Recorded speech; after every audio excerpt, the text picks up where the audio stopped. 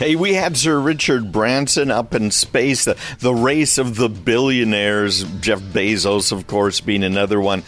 What does this mean to us? Does this matter? Is space solely for the rich? Is it going to help our businesses, our economy? What's behind all of this and where are we going? That's exactly what I discussed this morning with Mr. Christopher Ryan. Let's find out how it's going to affect you and me.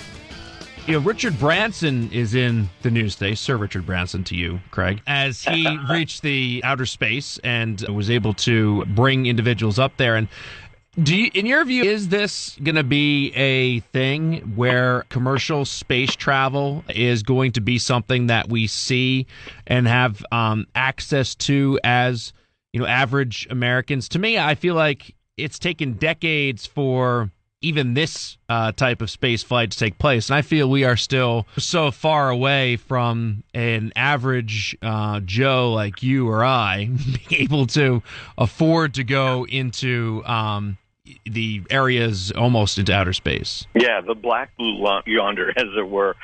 First of all, let's get something straight here. Sir Richard Branson made it almost to space. Correct. They were 80 kilometers up, 100 is generally considered. But where we're headed here is not really so much getting into space, which I think is totally cool. Where we're headed is being able to get up to those sorts of altitudes and then travel around the world. So we could see a trip from Boston to Tokyo taking just a few hours rather than taking the better part of a day. Yeah, and very often when we see these types of things, I mentioned this earlier, it leads to thoughts of what else is possible. And you may look at this and be like, oh, okay, it's these fancy free billionaires trying to say they wanted outer space when they're actually in the area between the black and the blue and achieving levels of weightlessness, etc. But the time that travel took place and the propulsion of the flight indicates that higher speed travel is right around the corner, and to many that may be as attractive as the actual joyride aspect of it. You're going to be going at a greater speed. Some people, that's not going to be what they want.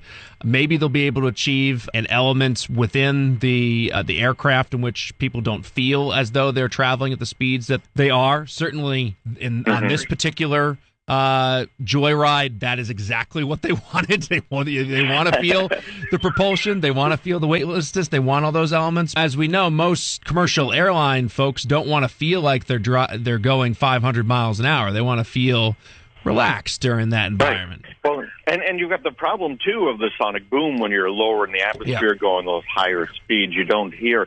But I think what we're ultimately looking at is a whole change in where our speeds really getting into higher altitudes.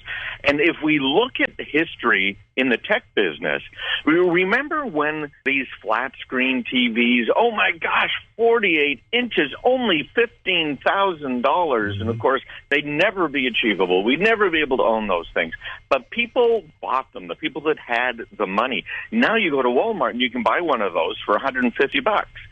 That's where this is all going. All of these people competing, the billionaires in space, they are funding the research and development for the types of flights you and I, Chris, will be able to afford. It's not going to be as expensive as the Concorde was. It's not going to be cheap, but it is going to provide real high-speed travel, and I think that's a fantastic thing. Yeah, now the 90-inch TV is something that is not out of the realm of possibility for individuals, creating basically their own movie theaters to view sporting events, political shows, and movies as they wish to in their home. And you're absolutely right. And as I mentioned before, this creates an environment where we start to think further about exploration and what is next. Very often people will look at what the current state of technology is and say, this is where we're going to be. What more could we possibly do? But to scientists and to inventors, it's always wondering what is next and what is possible,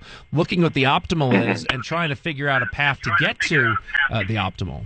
Yeah, and where we're looking right now, NASA's working on this, as are others, is having a space station in orbit that is designed for refueling and for trips. So if if Virgin can get you up into lower space, as it were, or one of these others, and then from there now you get onto another ship to go to Mars or maybe the moon colony.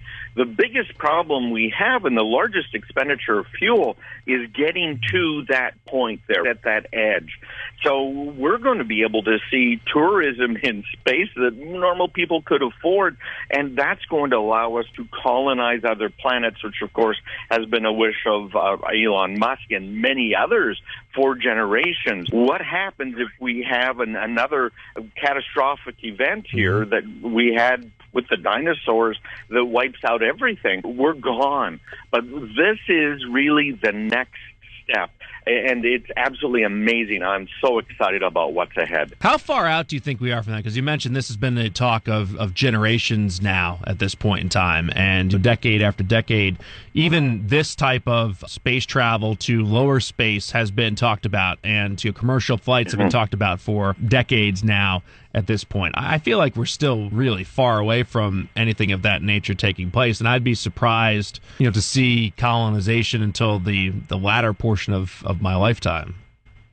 Yeah, you're probably right about that. However, as far as the moon goes, I think we will see stuff starting, but it's not going to be your regular person. As you had mentioned, it's going to be the scientists. It's going to be the real explorers who are going there. But the original plan for the moon launch in the 60s was to have a refueling station in orbit around the Earth.